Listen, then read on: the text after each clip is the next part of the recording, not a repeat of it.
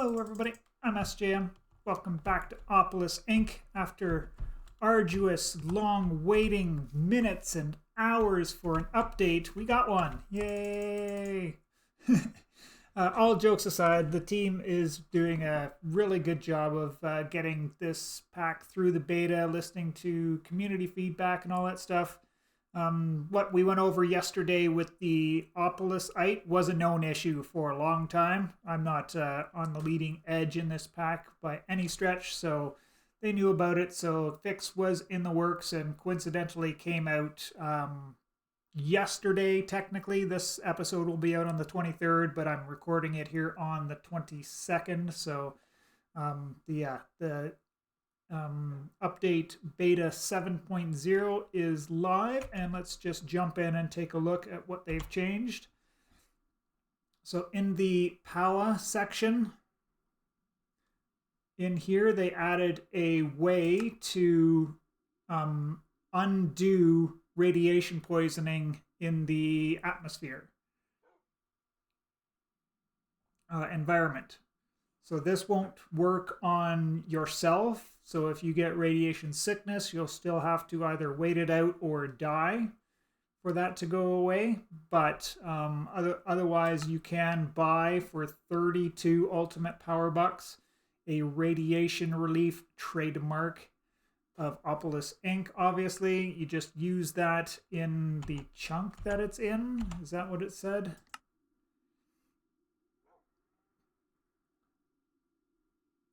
So I don't know, I would imagine this is configured to work in a 5x5 chunk, which is the same radius as the poisoning works, as far as I understand it.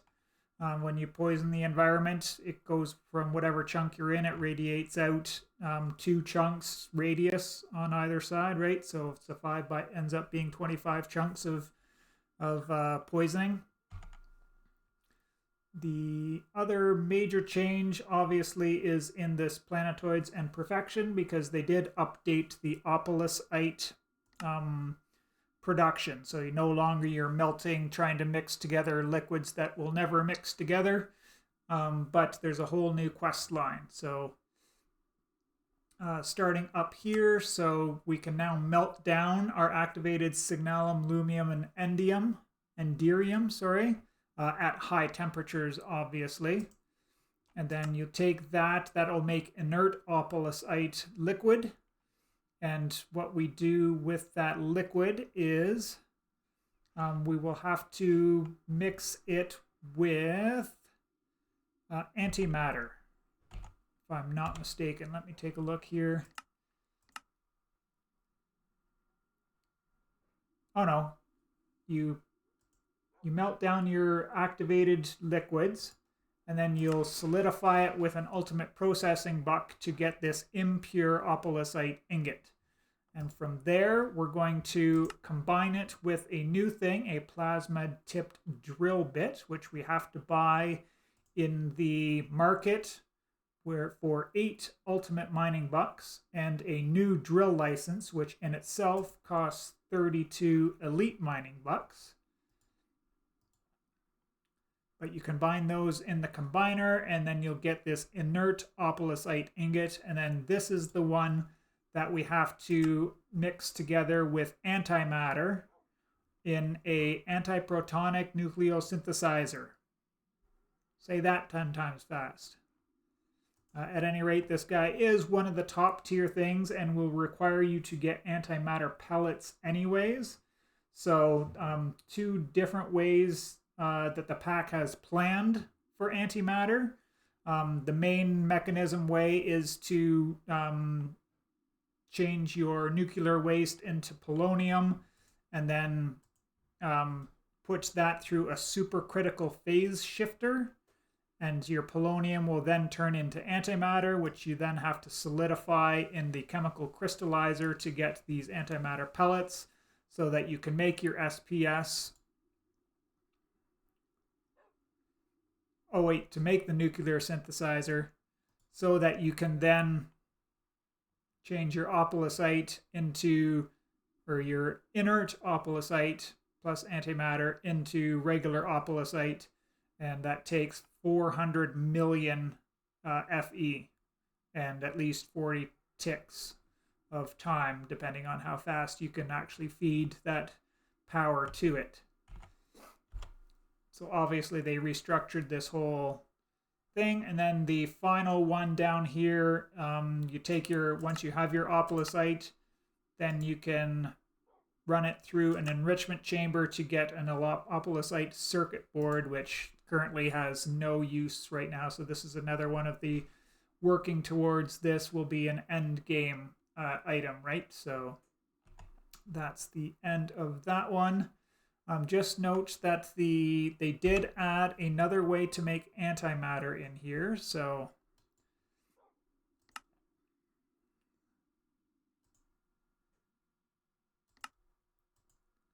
the other way that they've added is a chemical infuser, but as of 7.0, this recipe does not work. So this unstable activation essence, which we get as a byproduct from putting the getting the activated signalum enderium in signalum. So that comes out of the PRC here on the other side after you've done all those. So I've got, 8 buckets of it here already, which isn't too bad, but you do have to go and do a whole bunch of mining in the end to be able to get all of those ores, to be able to crush them into the activated raw essence to get that process underway. But that is what it is. That's part of end game activities, right? But that recipe does not actually work right now. So hold off on doing it that way. Oh, this one. So that mixed with hydrogen will eventually, when they fix the recipe, will give us antimatter that way, rather than having to run your fission reactor or fusion reactor if you've managed to go that far or that much deeper into mechanism. But I think we can. I've got a few of these here now. It was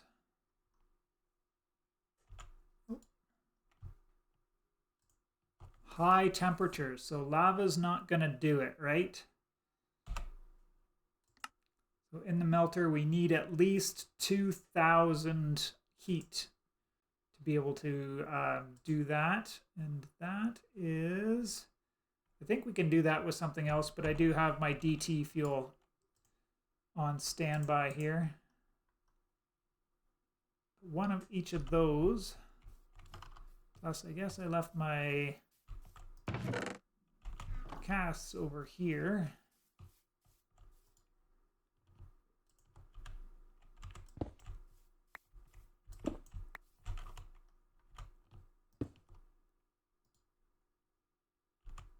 With the 10,000 that the DT fuel gives us, that melts those real fast. Nope, didn't want that one back in there. That one back in there.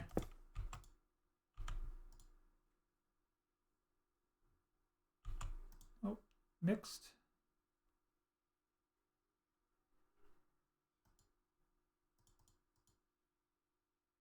Oh, what am I missing here?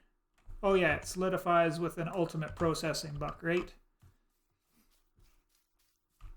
Not with the ingot mold. Do I have any? No, I do not. Just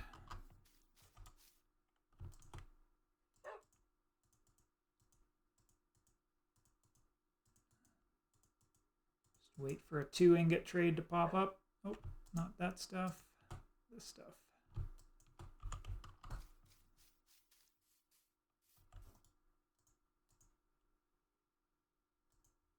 That's the one. Hit it with some water. There we go.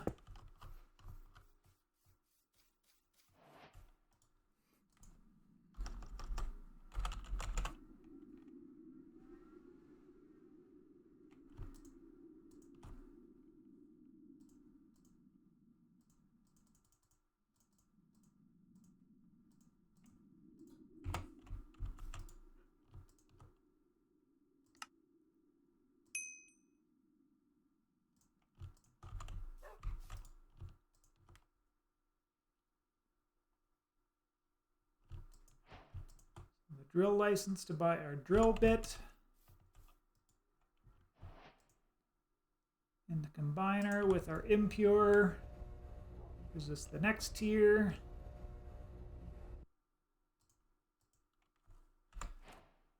And this is the point at which I'll be stuck for now, because although I do have a little bit of polonium over there, I don't think I have anywhere near enough to do any recipes to get antimatter. I think I've got like 90 millibuckets, like less than 100 millibuckets over here. Oh, 300 millibuckets. So that's nowhere near enough to do anything with at this point. But once that recipe does get fixed, then we'll be able to do it a lot easier, I'd say, rather than put together the whole system to make more nuclear, or to make more fuel for the reactors, or, you know, go around to a whole bunch more trial chambers to get the heavy cores to make the fuel that way. What else changed? I think I talked about everything so far. A couple of little bug fixes were also put out there, and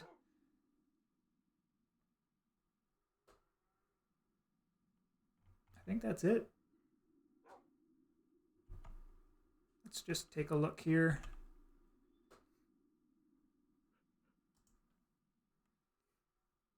Oh, you can now make glass in an energized smelter. Non-metal ore processing yields. I don't recall exactly what this is, but obviously you're getting a little bit, or a lot more bang for your buck with the higher tiers. I think this has to do with the combiner. So as long as it's not a metal, you'll be getting more ores. So I think with the gems, you'll be getting, instead of 3 diamonds back from processing. Let's go test it, because I got diamonds set up already, right?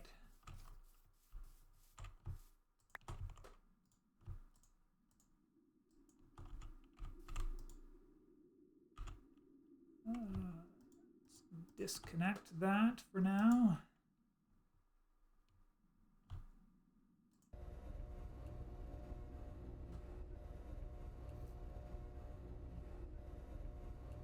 This should give us 4 now with an advanced mining buck. Yeah, that's what that change was.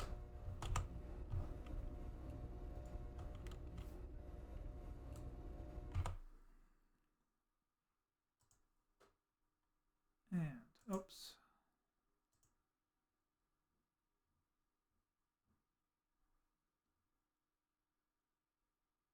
Oh, yes, this was the one that was tickling my brain. So we can, in addition to downcrafting the dollary dues, you can now upcraft them as long as you have the higher tier there already. And it is still a 4-to-1 ratio, so it's exactly the same going down and up, so there's no duplicating your dollary dues that way, but